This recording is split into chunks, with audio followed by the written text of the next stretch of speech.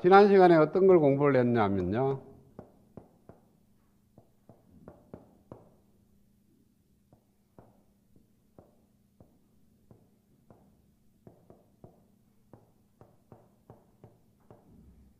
요게 소스에 저항이 달렸을 때 우리가 DC 해석을 했습니다. 자, 지금부터는 이제 DC 해석이라고 말하면은 그 DC 해석은 누구를 위한 거냐면은 바이어싱이에요. 그렇죠?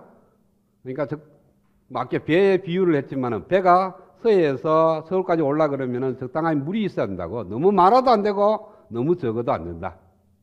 너무 적으면은 배 밑바닥이 지상에 닿아서 못 올라오고, 너무 물이 많으면은 위가 다리에 걸려서 못 오고, 적당한 높이의 물이 필요하다. 그러니 적당한 높이의 DC 전압이 필요한 거예요. 게이트와 소스 사이에 걸리는 전압이.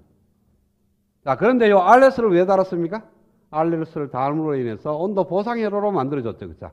그런데 이 RS의 효과를 가장 극대화할 수 있는 방법이 뭐라 그랬죠? 전류원을 다는 거였다. 자, 그러면 이 전류원을 갖다가 실질적으로 만들어서 갖다 끼우느냐? 그렇지가 않다는 거예요. 이 전류원을 지금부터 만들겠다는 겁니다.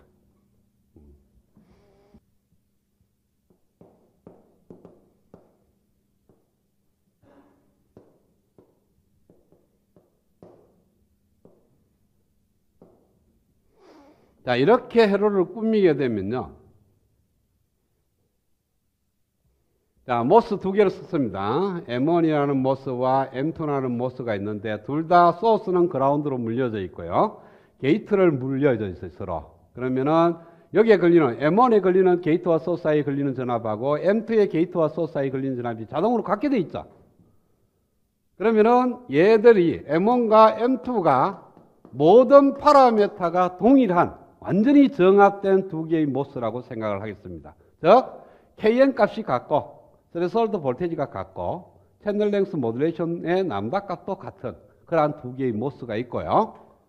게이트와 소스 사이에 걸리는 전압 VGS1하고 VGS2를 똑같이 인가를 했습니다. 그 다음에 M1과 M2를 다같이 세츄레이션 모드에서 동작하게끔 만들었어요.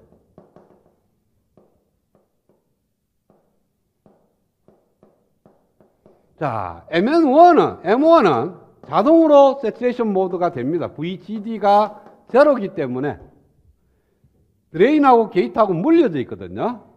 물려져 있으니까 VGD가 제로가 돼서 얘는 스레솔드 볼테이지보다 작아서 M1은 세츄레이션 모드 맞아요.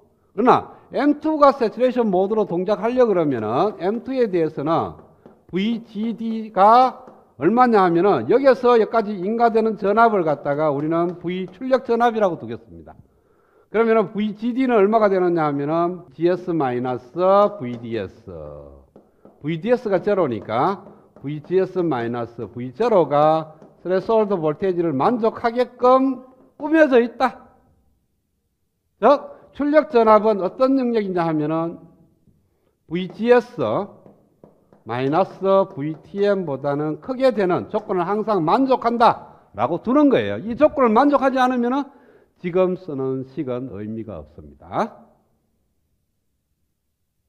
자, 주어진 회로에서 지금 M1과 M2가 똑같은 트랜지스터를 만들었고 게이트와 소스 사이에 똑같은 전압을 인가했고 그 다음에 인가되는 출력 전압이 이와 같은 조건을 만족해서 M2가 세츄레이션 모드, 그 다음에 M1은 당연히 VGD가 제로니까 세츄레이션 모드로 동작을 한다.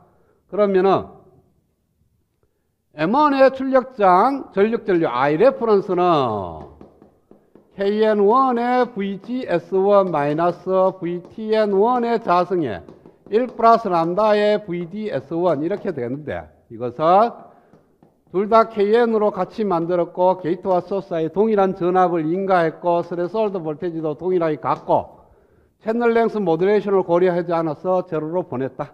그래서 I 레퍼런스 여기에 흐르는 전류는 즉 M1의 드레인 전류일 거니까 그 전류는 이렇게 표현이 되는 겁니다. 그 다음에 M2로 봐서 M2에 흐르는 전류 ID2는 역시 KN2지만 동일하게 KN을 쓰게 되고 VGS2지만은 VGS로 동일하게 만들었고 VTN2지만 VTN이라는 걸로 같이 만들었고 제곱이고 채널 랭스 모듈레이션을 고려하지 않는다면 이런 식으로 만들어 있어. 따라서 ID2는 Ireference가 되는 겁니다. 그래서 이 출력단에서는 일로 흐르는 전류가 여기에 걸리는 전압하고는 무관하게 일정 전류가 흐른다. 얘가 바로 커런트 소스죠.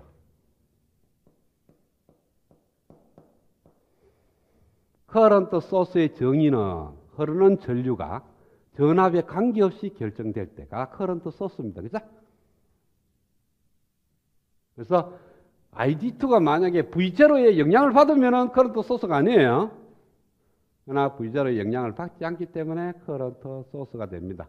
ID2는 Ireference, 즉 MN에 흐르는 드레인 전류하고 N2에 흐르는 드레인 전류가 같다. 자, 그러면은 요 점을 A점이라고 두고 요 점을 A점이라고 두고 그러면은 요 사이에 요걸 넣으면 돼.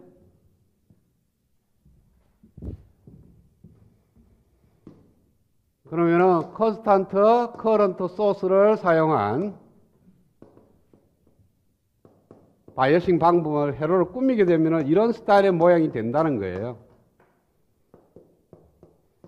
R1, R2, VDD, RD 이렇게 내려오는데 여기다가 이렇게 꾸미었겠다는 거예요.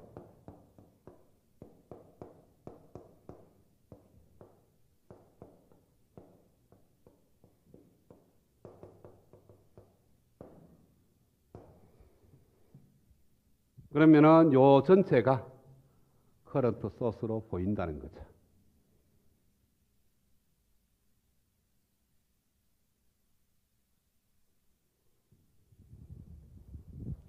그래서 여기에 있는 모스를 MD라고 정의하고 그다음에 여기 M1, M2 이렇게 정의하면은 여기서는 얘가 MD의 역할을 하는 거고요.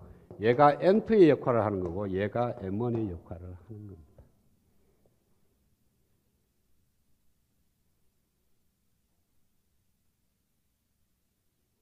자, 그런데 여기서 여러분들 의심이 하나 생길 거예요. 어떤 의심이냐면 아니 여기 전류원 쓰려고 여기 전류원 썼다 이거예요. 그럼 이거 말고 써 바로 이으면 되지. 이 전류원은 어떻게 할 거냐 이거예요. 그래서 사실은 우리가 쉽게 이해하기 위해서 여기 전류원을 였는 거지 실질적으로 여기는 저항이 들어갑니다. 그러면은 여기 흐르는 전류 IR은 얼마가 되느냐 하면요. 자, 어떻게 구하냐 하면은 전체에 걸리는 전압은 여기에 걸리는 전압이 VGS라고 두겠어요. 전체에 걸리는 전압 VDD는 R 곱하기 여기 흐르는 전류가 IR이니까 R 곱하기 IR 플러스 여기에 걸리는 전압 VGS. 그 다음에 얘가 어떤 모드로 동작해? 모드죠. 그렇죠? M1은 세츄레이션 모드로 동작하는 거니까 드레인에 흐르는 전류 IR은 여기가 IR이니까 IR 같이 흐르겠죠? KN의 VGS-VTN의 자성입니다.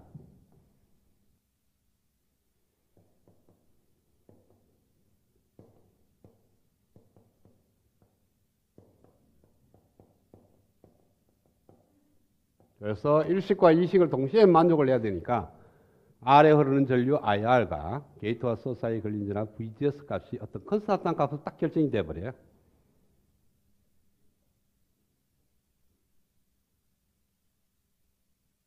그거 IR을 구해서 이거 대신에 그냥 IR이라는 컨스탄트 커런트 소스로 표기한 거지 실질적으로 커런트 소스가 들어간 건 아니라 그런 뜻이에요. 그래서 이렇게 꾸미내면 이 전체가 커런트 소스가 돼서 컨스탄트 커런트가 흐르는 그러한 바이어싱 방법이다. 자, 그 다음에 우리가 여기서 이걸 한번 어떤 의미를 갖느냐고 한번 생각을 해봅시다. 그래서 적당한 전류가 흘러서 얘가 커런트 소스를 만들었는데 여기에 흐르는 전류가 1mA 되도록 여기에 만들었어요. 이렇게 흐르는 전류를 여기 흐르는 전류를 1mA가 되도록 수식에서 여기에 저항을 결정을 했단 말이에요. 저항값을 결정을 해서 1mA가 흐르도록 만들었어요. 1mA. 그러면 여기에 걸리는 전압이 어떻게 나올 거예요. 그렇죠? 나오고 그 다음에 여기에 걸리는 전압이 또한 나올 거예요. 저항하고 이렇게 흐르는 전류가 있을 거니까 R1하고 R2B에 따라서 여기에 걸리는 전압이 있고 그 다음에 여기 흐르는 전류 때문에 여기에 그 유기되는 전압이 있습니다. 그래서 요 사이에 걸리는 전압이 토탈 걸리는 전압에서 VGS를 뺀 값이 여기에 걸려요. 그 값이 뭐보다 커야 되느냐 하면은 얘가 M2가 세츄레이션 모드에 동작하게끔 만들어줘야 되지.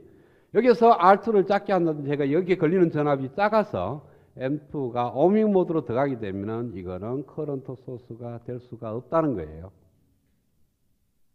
그래서 아날로그로 회로로 꾸미게 되면 모든 트랜지스터가 세츄레이션 모드가 동작이 하는지 안 하는지부터 판단을 해야 돼요.